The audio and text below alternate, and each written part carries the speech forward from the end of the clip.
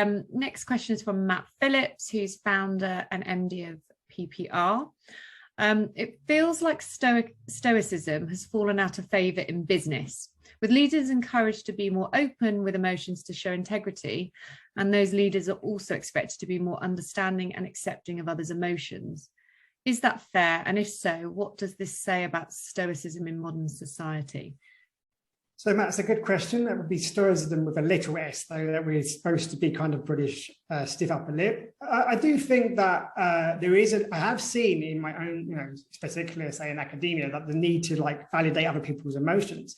Stoicism with a big S says, no, we don't need to necessarily validate other people's emotions. We just say, we listen. And where it's reasonable, we respond in a manner that's appropriate. And sometimes it's not reasonable if somebody's throwing a wobbly to respond the same Mr. Jones I gave, for example. So yes, we can acknowledge people's feelings, but at the end of the day, the feelings don't necessarily mean that something is actually happening. So if I feel bad about a situation, it doesn't mean it is bad. So I give the example when people say, I need to be angry to be just. I'm like, really? So if you're not feeling angry, you're really unjust.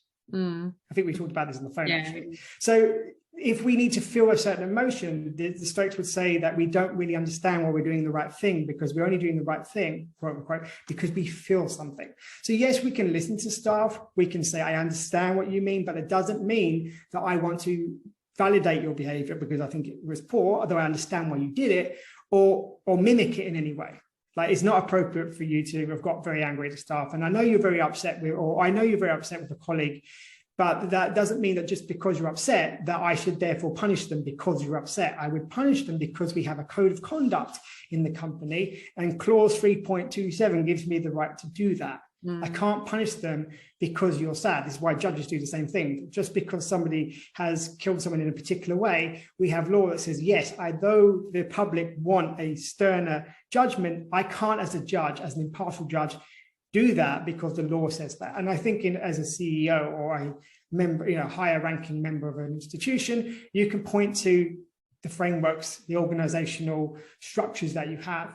And again, say, I know you're upset, I understand that, but that doesn't mean that just because you're upset, I will do X, Y, and Z, because that means if you weren't upset, I wouldn't do the right thing. So why is your upset got to do with doing the right thing for our business, whatever that right thing is? I guess as well, my sense from speaking to people about Stoicism, that the perception is that to be Stoic is to almost remove emotion, or to downplay emotion, or to kind of numb or silence emotion a bit. And do you think that's a misunderstanding? Yeah. It's manage your emotions so that you're in charge of them and they're not in charge of you. Yeah. To be emotionless is not even possible. You just become mentally ill in many cases. It's a case of do I want the emotion to run away from me or react? Or do I want to say, yes, I am sad? Like when my grandmother died, was I not sad? Yes, I was sad. I was deeply sad.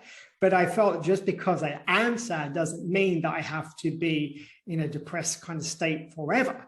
I could acknowledge my sadness. I still feel that sadness, but I'm like, you know what? I do feel sad, Nan, that I don't see you, but I will use that sadness to strive forward and I won't indulge in it. It's about not indulging in your emotions, so you can act reasonably according to your role as a CEO, for example. Yeah, I remember I lost my dad back in 2016, and I remember feeling quite strongly at the time that the message was, make the most out of life.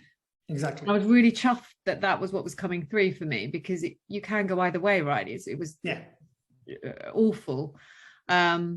I remember it almost gave me agency to kind of move forward and progress. So I guess, it's in some ways it's accepting the emotion, I think, is that it helps you overcome that barrier, accepting and then using it. It's kind of what you're saying, isn't it? Channeling it in a way that is a choice, how you use that then to be positive and effective. Yeah. I mean, you're empowered. I'm sure that you wouldn't have been where you are today if it weren't for your father's death. So you had a very stoic response without knowing it necessarily to that challenge in your life. That doesn't mean you didn't feel anything, but you said, I do feel this way, but it won't impede me. It won't be an obstacle to success, to leading and doing what you've done. Brilliant. Thank you.